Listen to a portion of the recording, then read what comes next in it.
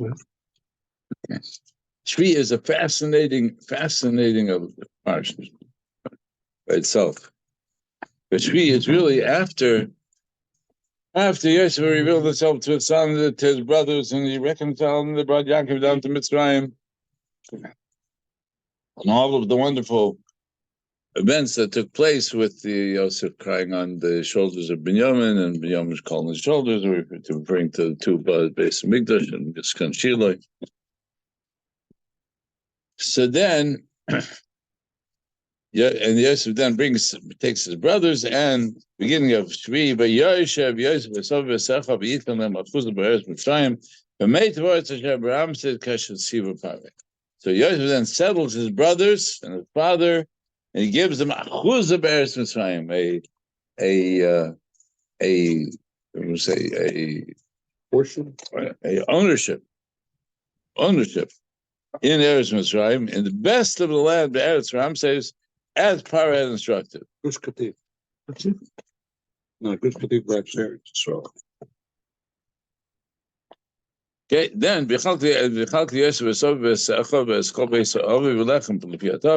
and Yosef provide for his father and for his brother and for all of his father's house with bread, with food, all the way down to according to how many children there were, which in itself is a fellow Goshen. Okay, but then comes this whole little next piece, which Rashi says is out of place. And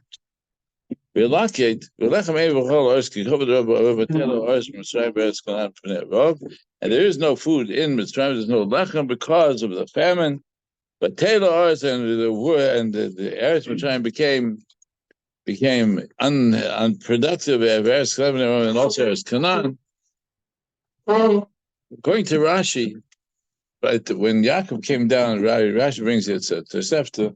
Rashi brings it to Tosefta that says that when Yaakov came down, that's when the Rav stopped. They only had 2 years of famine, and once Yaakov came down, the waters rose up to greet Yaakov. So then from that point on, the Nile provided plenty of water, so there was no more Rav, and therefore this whole piece, it's to be out of place. It's out of place because here it talks about. Yosef is called a ketzer, and Yosef is negotiating, taking over all of the ownership, all the private ownership of Mitzrayim, and then Mitzrayim no longer has any private ownership. It all belongs to Paroi. Both not only the land, the people, the cattle, everything now belongs to Paroi. There's great wealth. So Rashi says, then this must not be because. This must be out of place because when Yaakov comes down to Mitzrayim, the Rav ends. So this must have happened in the first 2 years of the Rav, the first 2 years before Yaakov came down to Mitzrayim. We knew there was nothing in Eretz Canaan, otherwise they wouldn't have left. That's right. Mm-hmm. So this whole next all the psukim from here until the end of the Parsha is Yosef accumulating all of the wealth of Mitzrayim, and it belongs to Paroi. Now all the wealth, all of the property, the real estate, the animals, the people. People became sharecroppers. They became arisim. Some say they became avodim. Are there any drushes on why it's out of place? Okay, so according to Rashi, it says that this entire has things out of place. Good. Yeah, it's good. But there's got to be a reason. Yeah. Ramban says doesn't make sense. Doesn't make sense. Doesn't make sense. He says he knows that there's the Tosefta Medrash that says like Rashi. Rashi didn't make it up. He says it doesn't make sense. So why would the Torah put it that's out of place? So Ramban says it's not out of place. This is the that the Rav still continued for a full 7 years, because if it wouldn't continue, then Yosef's interpretation of Paro's dream would have not been fulfilled. Yosef said the dream is 7 years of seven and seven, right? 7 years of abundance and 7 years of Rav, and according to Rashi, there was only 2 years of Rav. So everybody would say, you see, Yosef predicted 7 years and it didn't happen. So Ramban says it doesn't make sense. It doesn't make sense that this is in place and that it continued for 7 years. And that was the chiddush why it says that Yosef provided for his brother and father. He said provided for them in spite of the fact that there was a rov. He provided for them because he had accumulated. It's very nice. Right. Right. So this Ramban says that this all fits in. You can't. There's no obvious reason why the Parsha should be out of place. But then you have to ask why the Rashi's Rashi didn't. It wasn't just some medrash. The Tosefta says that there was only 2 years of Rav, and that there had been a decree that there should be 7 years of Rav, and that didn't take place again until the times of Cheskel Novi. Cheskel Novi said because Mitzrayim betrayed Yisrael with the whole battle with the Mitzrayim said they were going to come to Yehud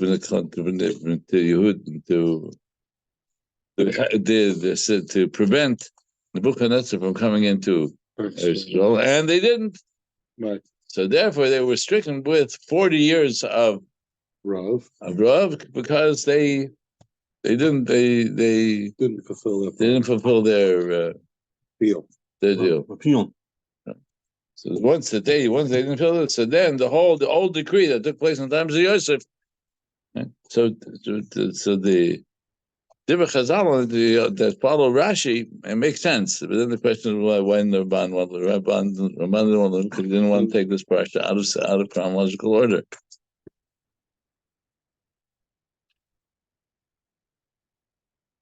So, but if you follow the Gemara, it's the Gemara in Brachos, and I think in beginning of, I think it's in Rosh Hashanah as well. Says that Yosef accumulated all of the wealth of Mitzrayim, and when Bnei Yisrael left Mitzrayim, they took it all with them. Vayinatz left Mitzrayim. They emptied out Mitzrayim, right, to fulfill the promise that Hashem gave to Abraham Avinu by the Bris Ben Mitzrayim. Go out with Rechush Gadol. What was that Rechush Gadol? All of the wealth that Yosef had accumulated left with Bnei Yisrael. You have to figure they were shepherds, right? So you got to figure Yosef took and says all the cattle. Yeah. Where did all the cattle go? He probably gave it to his brothers to deal with. Yeah. So all of it. So that's why they weren't shepherds. When Bnei Yisrael left Mitzrayim, they left with camels, and they left with animals. The donkeys to carry the wealth. The Gemara gives maybe said Guzma, but the Korach was the one who managed to empty out the warehouses of gold from Paris. So I said, how great was the wealth? The Gemara says that Korach had, I think, it was 300 donkeys just to carry the keys. Keys. Yeah, the keys to the world. Yeah. Okay. And then the Gemara goes on to say, and then this donkeys can carry. Yeah, okay. Anyway, he took all of this wealth.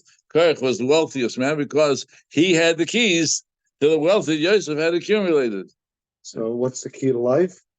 Have the keys. Okay, and then the Gemara says, and then what happened to that? Shlomo HaMelech took it over, and then right, that's what makes Shlomo HaMelech so wealthy and powerful. It's still the same wealth. And then Nebuchadnezzar took it, and then it got transferred to Achashverosh, and then ended up in Rome. So you want to know where all this money is? It's in Rome. They are the richest organization in the world. That's right. Well, why did they get so wealthy? Because they had the wealth that Yosef had accumulated in Mitzrayim. Right. So you follow the Parsha, you follow the trail. This wealth is still there, and it really belongs to us.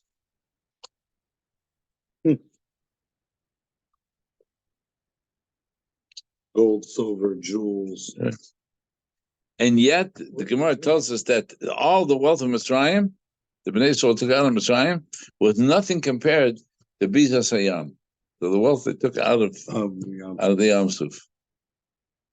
The Yam Suf was the real promise of Yetzer Chush Gadol was the Yam Suf, the wealth that they found as they took out of Mitzrayim, out of the Yam.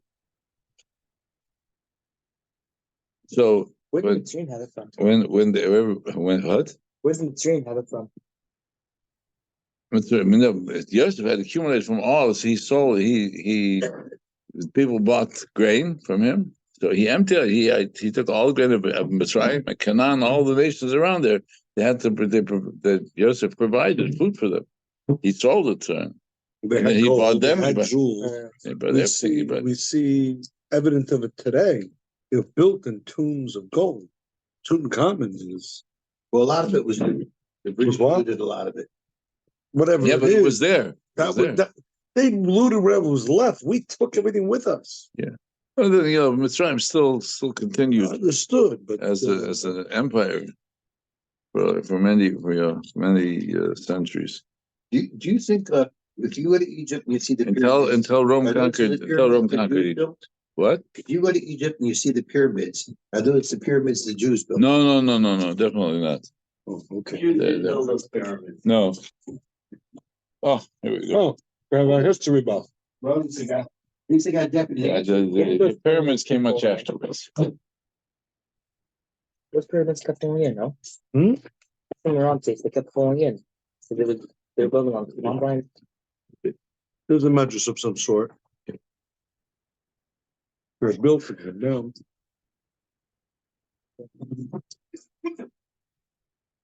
So here's the quiz. This is the quiz for kids, right? It says that Yosef settled Bnei Yisrael in Eretz Ramses, and yet in Chumash it said the Bnei Yisrael built Ramses. How's it possible? And they left Mitzrayim from Ramses. Different place.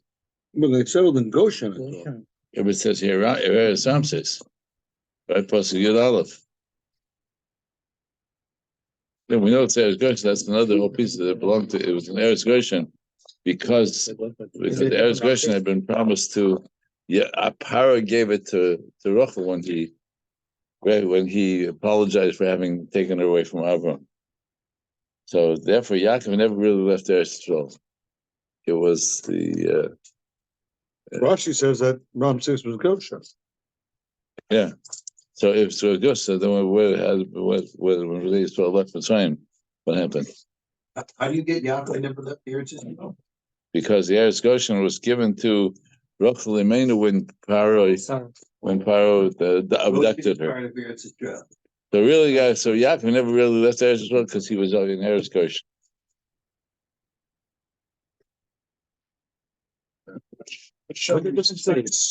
Ari's, giving me considered ours as all. I found when my father-in-law asked me this question right after I became a chusson, he said, how do you reconcile this? This was a test. A test, right? So I opened up the Chumash to take a look at Shmos.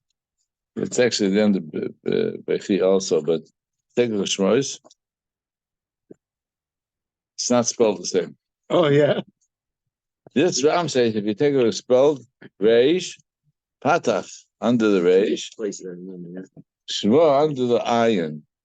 The Ram says that was in the time of when Moshe took Bnei Yisrael Mitzrayim was Reish, Patach Reish, Patach Ayin. It was Ram says. This is Ram says. That was Ram says. It could be different places. Two different places.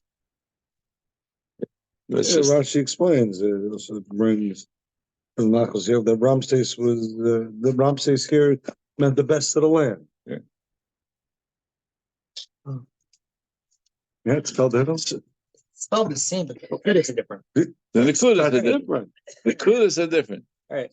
Ram says. Yeah. That's right. That one little difference. That's all you need. It's good enough. That's a good chat, no? It's two different places then. Two different places. Right. So you can always. It's a good question. It's a good quiz for kids. Yeah. It's about code to figure that one out. I should know. I just as soon as he asked me the question, I said, "Let me take a look over there." It's two different places. One's for Amses, and one's for Ra'amses. It's where you put the emphasis on which syllable. Right.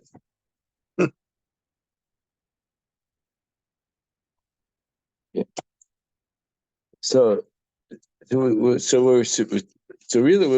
besides what appears to be this interesting story about how Yosef accumulated this great wealth, what this is the help is so that the promise that Hashem gave to Avram would be fulfilled. So how would that go? How would Mitzrayim have Chush Gadol? The answer was this Parsha, Shri, that Yosef acquired all of the wealth of the entire Eretz Mitzrayim and Eretz Canaan. So therefore, the base power became extremely wealthy, and the Bnei Yisrael took it with them when they left. Mitzrayim. So this is the Eschalta de Gula. Beginning of the Gula took place of that which Bnei Yisrael would go out, took place in this Parsha. This is, in order so that should be fulfilled, this Parsha had to be here first. So this is, if we're looking at this Parsha, we're really looking at this very fascinating dialogue, but it's really tell us that this is when Hashem took the wealth out of the hands of individuals, bringing it all to base power, and then after the Asher Makis, it would all it would all belong to Eretz Yisrael. I mean to Bnei Yisrael.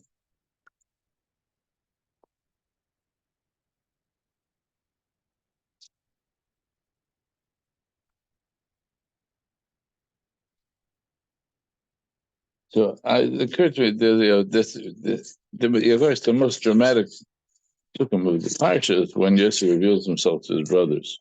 Right?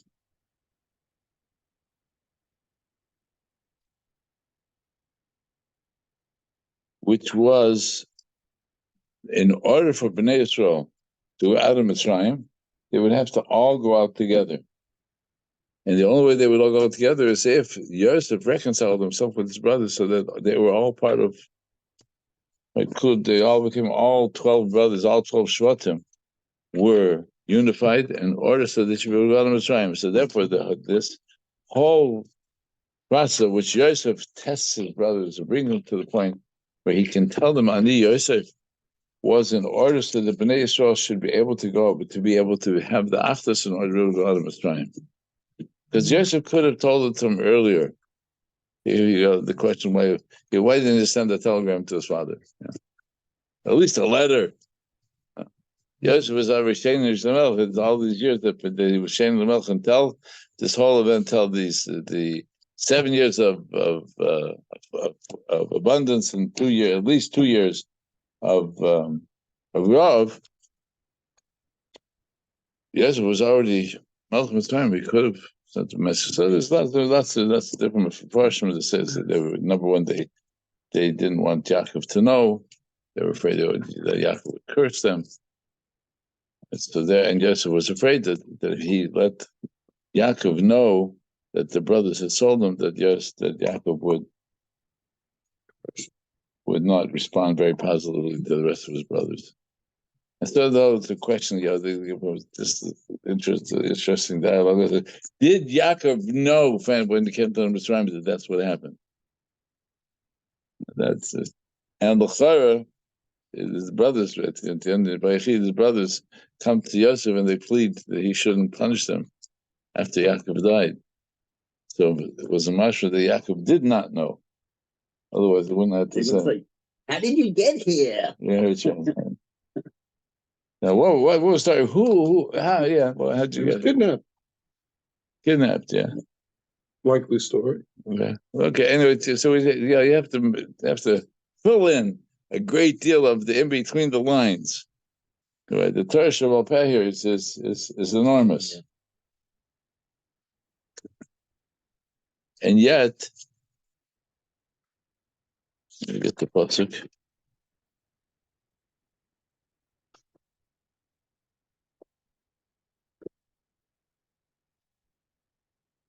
This is Kapitel Mem Hey, ויאמר יוסף אל יעקב גשונו אל אביגש ויאמר אני יוסף אחיכם שמכרתם ויצאתם מצרים. Why do you have to make them feel bad that they sold them? Why do you have to? What do you have to? Was this part? Was he wanted to take revenge? And the answer was that Yosef knew that that the process of Mechiras Yosef was ultimately was what was necessary in order to bring Yaakov to Mitzrayim with dignity. Because the Chazal tells us, and Rashi brings it, that it had Yosef not been Mishmalach, Yaakov would have to come down in chains, because the Nebuah had to take place. Right. The birth of Mitzrayim had to take place. So the only way that Yaakov would come down willingly was only because Yosef was already there. Had Yosef not been there, then they had to drag Yosef. He found a wife. Yeah. I mean, she was there waiting for him. So his niece. So Yosef needed to get his brothers to the point where he could reveal himself to them in such a way that would bring Yaakov down willingly. Which means that they would have to go through the whole Parsha of excuse me.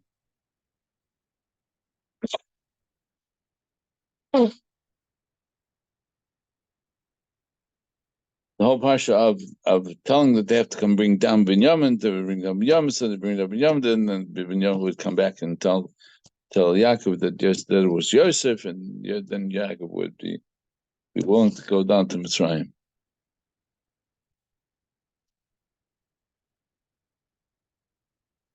I want to take a little bit of a stick or two of this root. What's the first thing you do every morning? Negabas. Madani. Okay. Good. Madani, right? Madani, yeah. Why does Madani come before Negabas? Because why do you have to have he woke up as a miracle. Right. So, and so make the kash a little bit stronger. The Mordecai does not have the Shem Hashem because you haven't watched Negabas yet, right? So why not just watch Negabas? So then you can say Mordecai with the Shem Hashem, because the Gemara does not bring Mordecai. Mordecai is not found in the Gemara. What you find in the Gemara is the kind of Shemesh Sasad B'Torah that you find that you find in the Gemara. It calls much on the Sham B'Kirbim Mordecai Lefanecha. So it would appear that Chazal needed one, or the Chachamim, because it's place. There's no Mordecai in the Gemara. Not there. In the Siddur that we have from the Gaonim, we have the Siddur of Sadia Gaon, Hagon, that they did for the Keilas, there's no Mordecai. There's no Mordecai in the Siddur of Rashi. Rashi, we have a copy of the Siddur that Rashi used. Rashi has first Keilah. There's no Mordecai. Mordecai doesn't show up until the very end of Rishonim. We're going to say a sefer called Seder Hayom. Why? What happened to it? How did Mordecai get there? Who wrote Mordecai? Why was Mordecai placed as first thing in the morning? Huh? What did the Siddur start with? What did the Siddur start with? Not Mordecai. They started with Birchas HaTorah. Shiyotza Birchas HaTorah. There was no Mordecai. It's because everybody before that was Bavus. So either one thing, because every Jew knew that every Jewish mother made mistake Mordecai with their child before. Then they realized, okay, let's put it into the Siddur. No, but it doesn't. It sounds good, but it doesn't. It's a good try. It's a good try.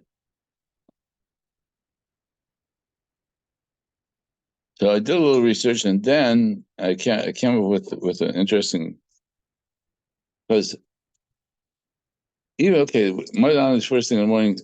Translate Mordecai. Admit I before you, King, living. Right? That you Get back. Where was your neshama? Up there. Right. Yeah, up there. Right. And so you get up in the middle of the night, you have to go to the bathroom. Where's your neshama? Boss, I got to take a break. We're giving dinner for Cheshbon. Wait, he's crying. He needs me to activate that. No. So why say that they returned it? Yeah, so what's that Minish Masi? I mean, we're all taught that, yes, the Neshama goes up to Shemayim, give them V'cheshbon. According to Ramchal, the purpose of going goes to sleep is in order for the Neshama to be able to have access to the Nevuah. B'chemla. With compassion. That's Minish Masi, B'chemla. That's B'chemla. And the biggest puzzle of Modani is the last two words. Rabba Monasacha. What's the translation? Great is your trust. Great is your trust. And the Holy Article turns abundant is your faithfulness. Huh? And I can't even understand the English. Read a dictionary. Yeah, abundant is your faithfulness. It's on Sino. Yeah. What? So I did a little research because in the Eitzah too it says Rabba Munasacha Kamosha Kosov Hadashim will become Rabba Munasacha. Eicha. Third paragraph Eicha. Third paragraph Eicha is different than all the other program in Eicha. All the program in Eicha goes according to Aleph Beis, but the third paragraph is three times Aleph Beis. And not only is it different because it's three times Aleph Beis, the whole expression of the third paragraph is different than all the other ones. Third paragraph is in singular, one singular person. Yeah. Ani hagever, Mishavet Abrosai, Oisinad. That's the one that the Rebbe says in a different nusach. It's a whole different nusach. The whole tense. So you take a look at them before. The Mepharshim say that the reason why the third paragraph of Eicha is different than all the other psukim is because the first Nebuah was given to Yirmiyahu Navi, and he called in Berach Neriah, and he said, "This is the Nebuah, go give it to Yaakov Melech Yehuda."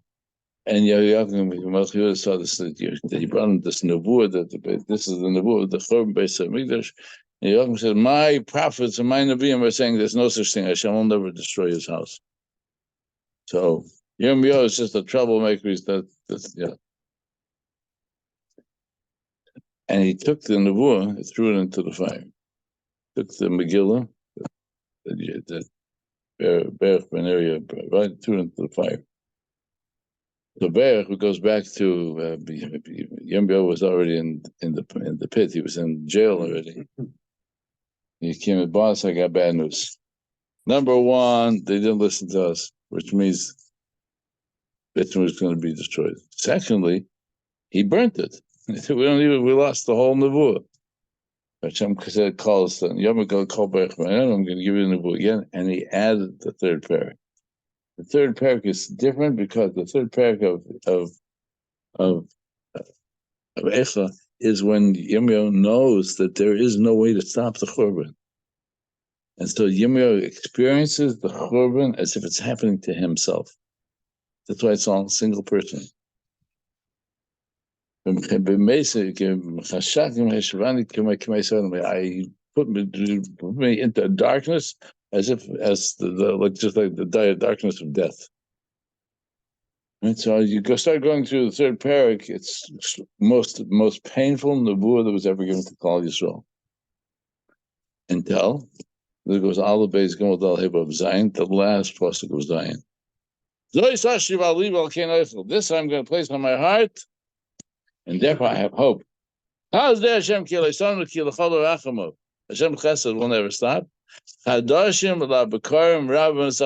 morning, every morning brand new. I will trust. I stop trusting you. So the timing that we find Modani is after the Crusades. There were 7 Crusades. Marched from England all the way through Europe, down France, all the way down to Israel, to conquer back Jerusalem, away from the Muslims, the Arabs. There were already Muslims there, and then the Muslims conquered it back. So 7 times this war went on, right? So, and of course they were all very holy, the Holy Crusaders. and therefore they want to, if they're going to go fight the Muslims who are unbelievers, make sure that the Jews should become believers. So they either converted them to the sword, or they wiped out almost 50% of the Klal Yisrael of Eastern Europe.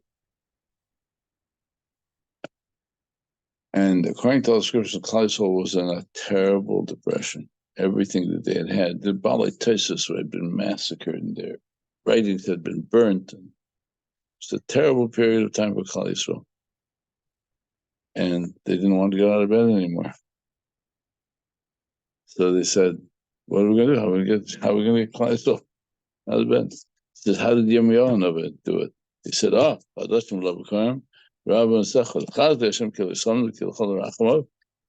every morning we reaffirmed our Emunah in HaKadosh Baruch Hu. So that people will be able to say, first, to open their eyes before you start getting depressed. Remember, you're there all the time. You've never abandoned us. Because you love us, therefore I can have an Emunah in Hashem. And therefore, so when Yosef tells his brother, I need Yosef, he's saying, take a look, this is who I am. He says, I can acknowledge who I am. This is the point in with which Klal Yisrael would come to face, the Shvatim would come face to face with the fact that no matter how bad things looked, Ani Yosef. Ani Yosef. And therefore, Moed Ani is what we call the first step, which makes it possible for us to go through the day. This was Ani Yosef made it possible for Klal Yisrael to get to the place where they would have everything they would need, and eventually go out of Mitzrayim. And that everything that they would go through until they left Mitzrayim was only to finish Misakim whatever Yosef was not finished. How do we know that it wasn't finished? Because that's our Arugim Malchus. Right.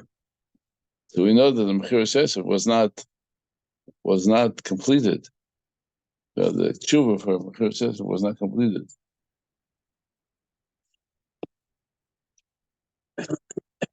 He says,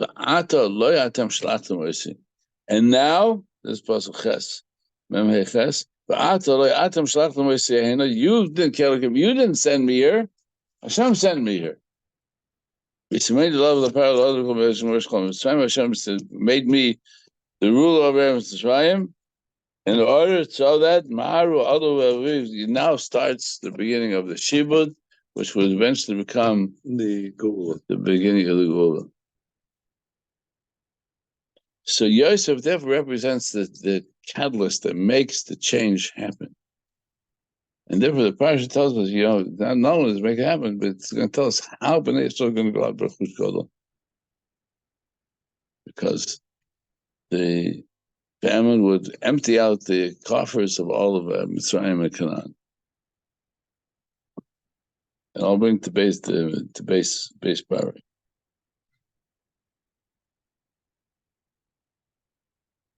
So when confronted by the Nevuah that the Beis Hamikdash would be destroyed, so Yosef, Binyamin cries on Yosef's shoulders, and Yosef cries on Binyamin's shoulders. Binyamin cries on Yosef's shoulders because of Mishkan Shiloh, which would be destroyed, and Yosef cries on Binyamin's shoulders because the Beis Hamikdash, both of them, both the first and second Beis Hamikdash, will be destroyed, so that the process will have to go through the agony of destruction, rebuilding, because